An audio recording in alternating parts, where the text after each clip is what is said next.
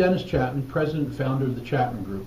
I've had the pleasure of spending about 18 years in corporate America with companies such as Xerox, Rollman, IBM, and founded the Chapman Group in 1988.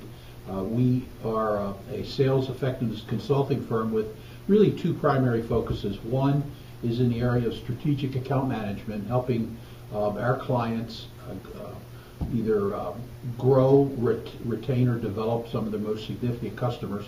And the other element of our strategic account management program is one of our strategic business units is we also help our clients measure the loyalty of the relationships and customers that they have in their base of portfolio of their business.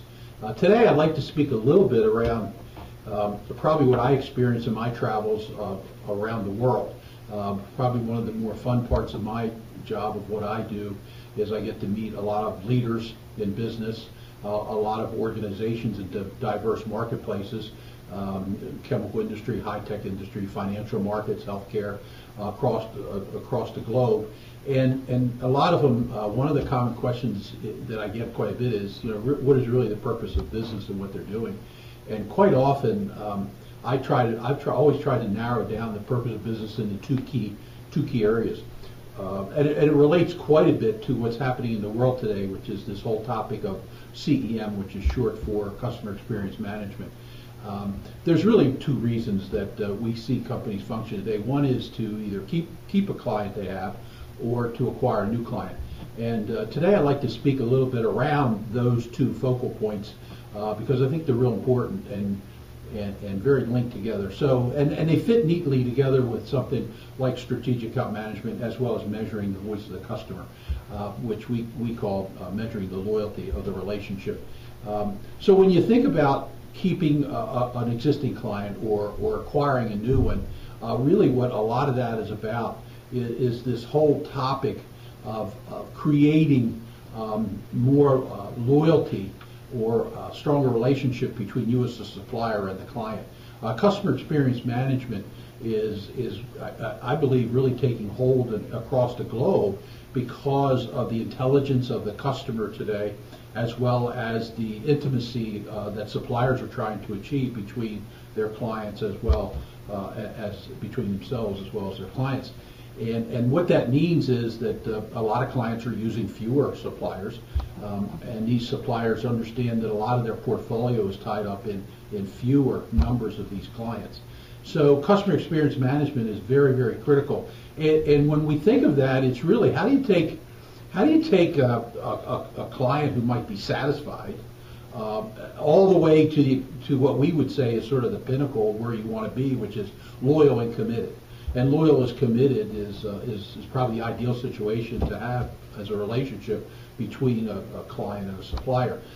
And to do that, we believe that one of the most important pieces to do that, and I see in business today, is really to have a very strong voice of your customer that's sort of telling you, giving you a scorecard to some degree in their own words around what the relationship, the pros and cons of relationships, and how important that is to incorporate in the action plan between you, a supplier, and or a client, and that's critical. So a little bit of what I'm talking about today is understanding that, as well as understanding the difference between maybe a satisfied customer and a loyal customer, and there's a significant difference. Measuring satisfaction, for example, has been going on for many years. Probably many years. And a lot of companies do this varieties of ways. They've done surveys, paper surveys. They've had salespeople or people in the organization go out and conduct interviews. They've hired third parties. Unfortunately, a lot of the data, while it was rich, was very satisfied oriented. What we mean by that is predominantly emotional responses, moment of time, and in some cases not very deep, high, wide, and deep from numbers of people in their customers. So while it was important information, as with anything, you get into sort of the cliche of next generation. Next generation is really more around measuring this whole topic of loyalty and committed customers. And one of the key areas that we emphasize here in trying to keep this tied together with the importance of strategic accounts is if I can understand the state of the union between myself as a supplier as well as my strategic account, which if I coin a phrase a little bit that I hear when I travel, for example, in the UK, when you travel in their mass transit system, they always say mind the gap, and that's what we think about, is minding the gap, and the gap is between what are the data points that stand between me having satisfied customers versus very loyal and committed customers.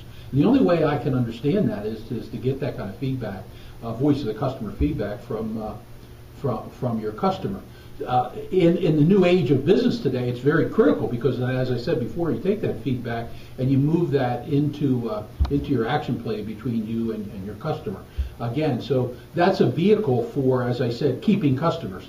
So really keeping in touch with your customer, being very much more intimate with your customer. As we talk about mining this gap, what we're really talking about here is what are those key elements around performance, which we would put in the bucket of satisfaction. When you measure performance factors, most of the time you're measuring how you're performing relevant, your people, your products and solutions, or even your organization is performing relevant to the needs or expectation of your customer. And then we have another of these primary categories that we would refer to more as the commitment category.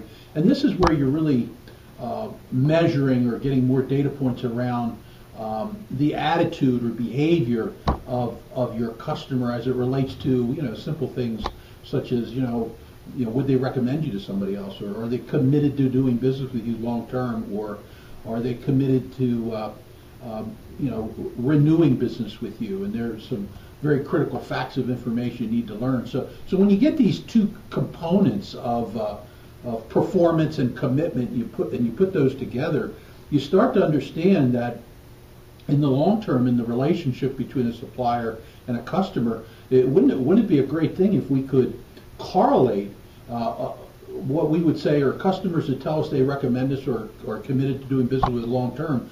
Wouldn't it be powerful if we could correlate what is the commonality, what are those common performance factors that cause that type of behavior or attitudinal relationship between us and our customer?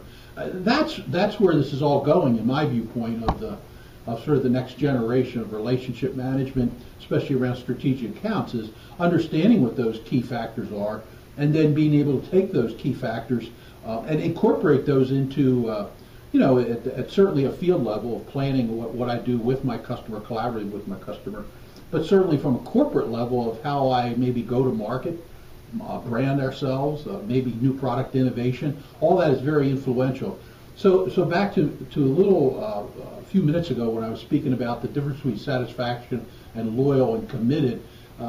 Really, the major difference from a practical standpoint is satisfaction measurements traditionally gave us moment in time data that we could do something about to handle a current situation or a current relationship. But when we get into measuring loyal and committed customers in a sort of a next generation of survey or feedback from our customer, you're really getting strategic information that enables us to move much more forward with our customer for the long term. So ultimately what this means is, many people here in the area of strategic account management, I certainly want to be able to segment or categorize my customers according to some kind of metrics or measurements.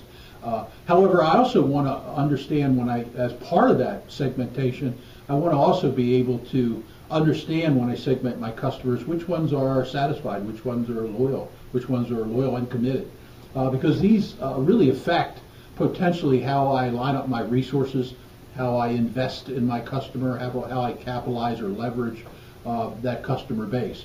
So as we think about going all the way back to how I introduced myself and today's topic around probably the two most important things for business leaders today to think about is first, certainly, how do I keep those customers who are going to dictate my future and play a very important role in my future? And secondly, how do I create new customers? And certainly the insights that I would get from measuring the loyalty and commitment of my current customers certainly would give me some great insights how to also capture or acquire new customers. So they work very, very well hand in hand. So if I sort of summarize some of the key points, I'd say in today's business world and certainly it's I prefer to call it a new economy, a challenge, certainly challenges for everyone out there.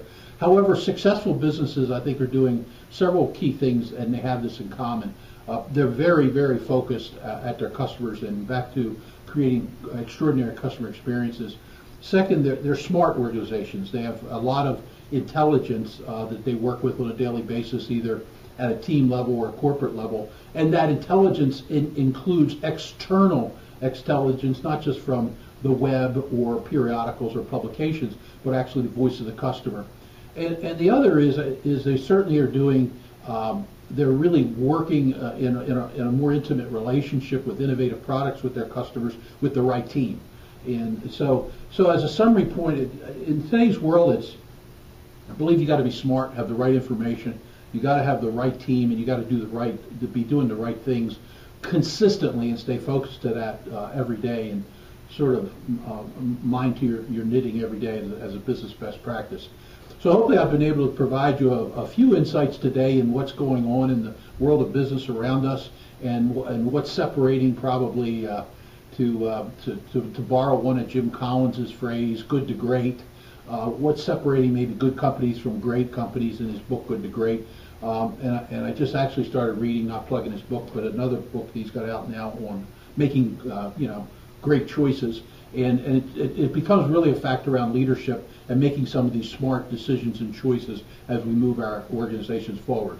So I wish you all continued great success, and look forward to sharing some additional thoughts and ideas I have around what differentiates the great companies from just the good companies. Thank you.